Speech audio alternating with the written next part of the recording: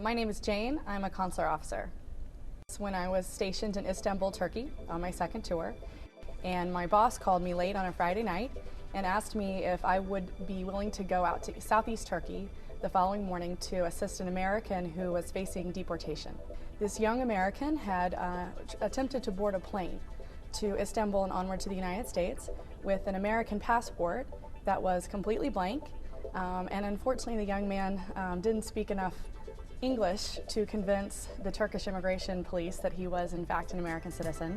Apparently his father had abducted him from his American mother 13 years before, and fleeing compulsory military service in the country where he was living, he had fled over the border into Turkey seeking to go back to the United States and reunite with his family.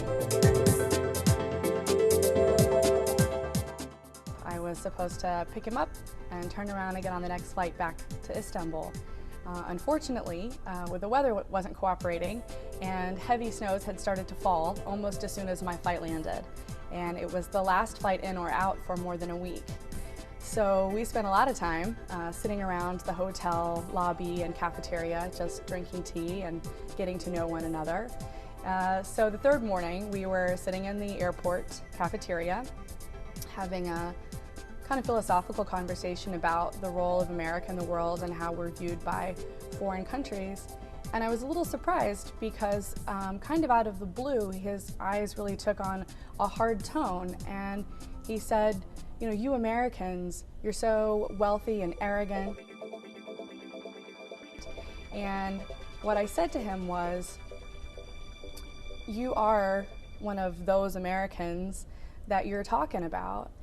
And the fact that I, a representative from the US government, am sitting here with you and I'm going to bring you home means that you now have access to far bigger dreams than you could ever have had in the country that you fled from in the middle of the night.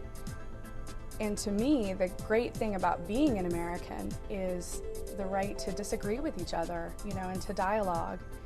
And so while I deeply disagree with what you just said, I respect that you have the right to that opinion, and we're still going to take you home. And he said something along the lines of, well, thank you.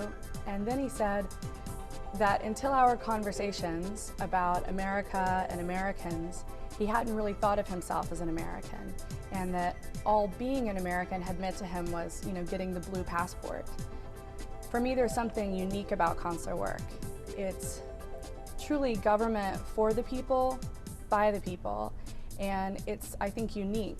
There's no other government in the world that takes care of its citizens the way America does. So I feel pretty privileged to be an American consular officer.